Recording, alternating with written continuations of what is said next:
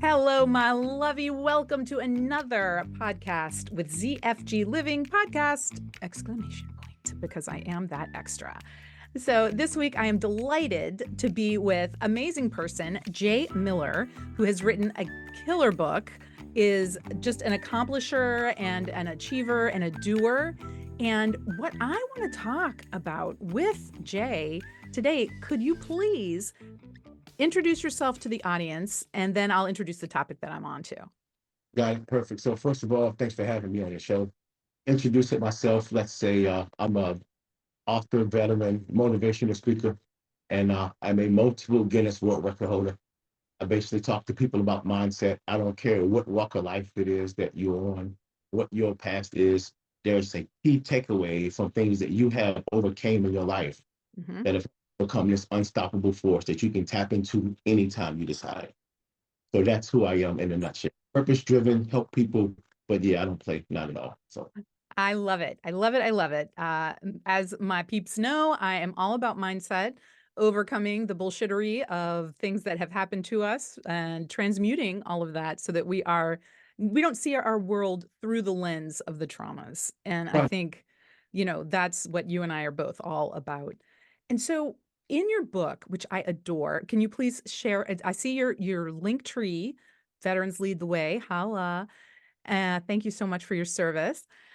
And I just want to know, you talk about doing things, and you even use a word that just sends chills down my spine, grind.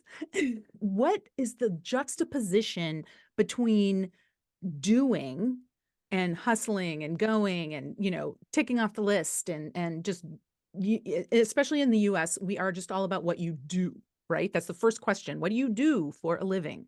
What are you doing? And how do you contrast that with being or receiving, or more of the non-hustle energy that, because we are human beings, right? Does that make sense? I love the question. I love the question for a few reasons, right? So I've heard a quote from one of my brothers. He said, busy people get the most done. And I told him in my book, I say they don't. Productive people do. So a Yes. lot of people be busy in a circle like a hamster on a wheel. And that's the grind, like figuring out how to catch up to yourself, wanting to be happy in the future. But if you love what you do, you can be happy now. Hmm. So focus on what you're doing. You honestly have more time to sit still, reflect, spend time with family, whatever it is you do for like your peace of mind. So when I talk about like my clothing line is wake up, kill shit, repeat. But if you're fortunate enough to wake up every day and you repeat that, it just says kill shit. But for someone who knows me and I get, into the psychology of how someone focuses on a task, just give it your undivided attention while you're working on it. You don't have to do that all day, every day. Hmm. But if you do a thing, just give it 20 minutes, you're done. Most people put these things on hold Right. all their life. I mean, I know people that have been talking about the same thing for 20 years. I'm going to start XYZ. And I say, hey, did you do the research? Do you have a business plan? Do you have the resources delineated, or is it just a great conversation? Hmm. Keep bullying my body to take the step. Right. And I I love that so much. And the thing that's interesting to me is that when you're on that hamster wheel, you're going around and around the thing, whatever it is, and you don't start, that's the Atomic Habits, right? From James Cleary. Like you just have to break it down and roll through the steps and get the information. It always starts gathering information. And that's when you talk about doing your research, to getting your business plan. Like, how are you going? Okay, great. You want to make X dollars. Well, what are you going to sell and how many units of each? Are you going to sell a book? Are you selling your speaking skills? Are you, how are you going to bring in those dollars and to break it down so that it's actionable and you can do a little bit every day? Because we can't go for 12 hours a day every day. You can for a little minute. if we try it that way. So you're exactly right. Like the grind, the hustle and bustle is the nothing without the purpose, the fulfillment without the balance, being zen with your tai chi. You got to be able to have the balance. And I'm all about that. Like I love what I do, so I don't mind working all the time, but Mhm. it doesn't work if I'm helping someone or writing or researching some stuff or trying something out. Like I love that I'm so dynamic. I'm not just, my nose on the grindstone. Like I'm doing different things constantly. Right, exactly, and you have variety to keep your interest going, Right. so when, maybe you're not having the joy like, "Oh, hooray, another hour of research I get to do." It's one thing to frame it that way, and it's another to be genuinely excited about it, and so like you say, if you are present, and dare I say, sir, you sound like a stoic philosopher, just gonna put it out there, little Marcus Aurelius in the house here. And when you're present with yourself and your efforts, and I struggle with ADHD out the wazoo. I'm here to tell you it is the struggle bus 100%. And the way I deal with that is I give myself that first hour of the day to go down the rabbit hole. You like, go You girl. you take yours first. You pay yourself first. So, what is the way you're so motivational, and sometimes, as someone who has challenges with executive function and just, like, "Oh, just get the thing done." And I'm like, "Puff, puff, give. That's not how my brain works." You know? How do you motivate people to be so achievement oriented as you are? That was a great question. I would say, and I started coming up with the answer as you were asking the question, because when you look at your older self, right? Like look back, look 10 years ahead or 20 years ahead, Mhm. and just where you are right now.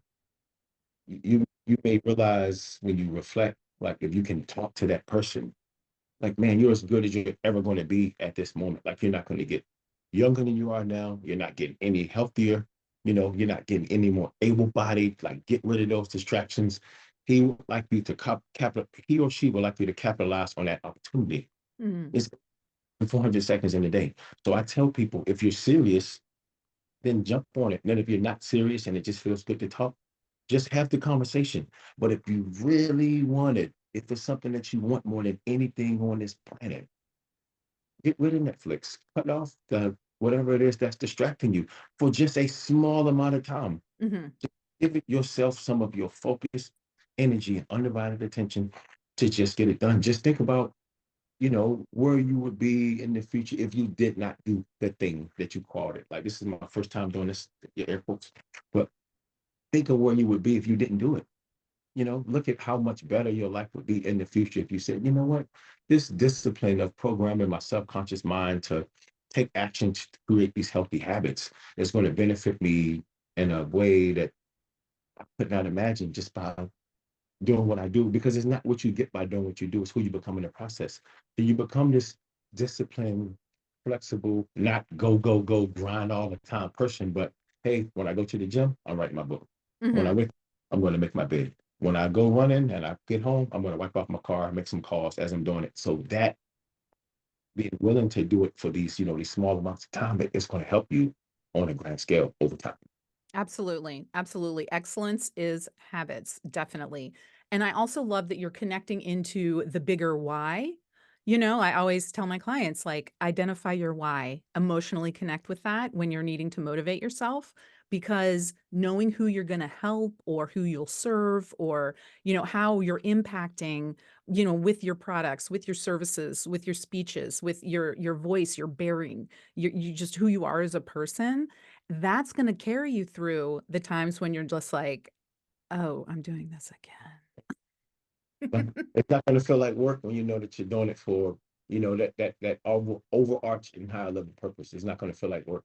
Right, right, and the other thing I say is, be your own best friend, because you talk about your future self, whether that's in an hour or a year or a decade, when you can serve that future self and, really do what that amazing person is that you're striving to become, then you are that. You Right. actually are.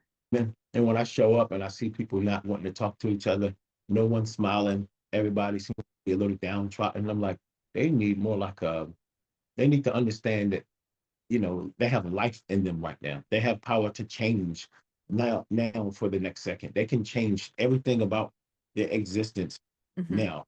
It be that mechanism. So yeah, I may pivot. I do that often. I love it. I love the flexibility and the mental acuity that you have that allows you to do that so that you can really hone in to your audience and give them the gift of your perception. And so you just mentioned 3 superpowers. What? Talk to me.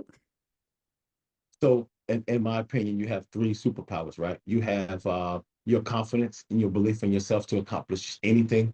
Because think about it. If you say you're going to do the thing, here's my air quotes. So I did it too fast. But if you're going to accomplish something and no one can deter you or distract you or tell you, hey, you can't do that. It's never been done. It's too hard, whatever the case is.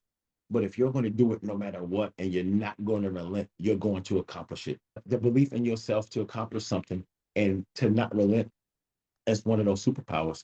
And I would Mhm. say um like not relenting, like your belief is one thing, like I know I can do this even though I've never done it before, Mhm. but uh, they coincide, they honestly coincide because you got this person that's going to do it no matter what, and then at the same time he's not going to stop until he gets it done, Mhm. because people that don't really believe they can do something that don't know when to let go, so they don't have both of those superpowers. And I would say the third is by far the most important, is how quick you bounce up after you hit the ground, because we all go through stuff. I've been hit by a bus. I grew up with two addict parents. Anything I've been through has been a beneficial takeaway. So any situation you're in is a blessing. So regardless of how you look at your situation, just keep pushing forward. Don't let anybody tell you that you can't do it, and don't stop until you get it done. And you're not alone, regardless of your pain or whatever you heard, whatever it is, whatever your worst, case scenario is. There's somebody that can relate to it.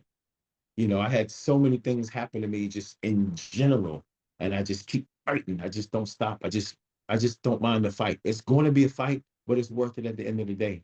So yeah, that's what I say. Just get up real quick, dust yourself off, and figure it out. Get into problem solving. 100%. Most people don't do that. Most people just, in my experience, Mhm. conversation works extremely well because there's not a lot of self-reflection. There's not a lot of self-reflection. But if you take time to sit and look at the tough times that you experienced, you realize that you're just this badass version of yourself right now. Oh, that's gorgeous. I love it. And also, something that I like to point out too is that when you're looking at your own experiences and the research is coming out where, children being yelled at experience the same level of distress as children being beaten and how harsh words are truly impactful. And recognize that the caregiver, the parent who is using harsh language with you because they're stressed, because they're struggling with some of the choices that they've made, they don't have to be an evil person to be a human being. Right. And so when you talk about the traumas that children experience, and I'm sorry, we're just like trying to kill ourselves until we're freaking 25. So, there's a lot of negative reinforcement. Stop doing that. Get down off of there. Knock it off because it's frustrating. Right.